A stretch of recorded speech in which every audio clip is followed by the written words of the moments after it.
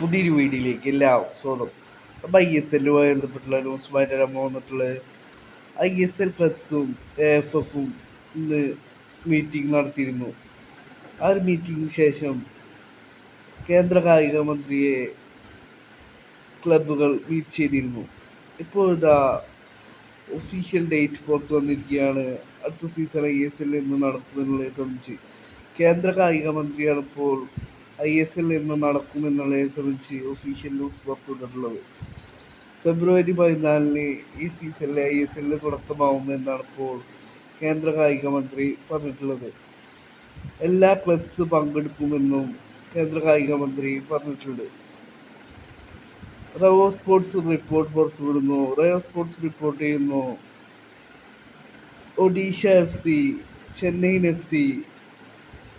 FC Goa എന്നിവർ സമയം ചോദിച്ചിരിക്കുന്നു.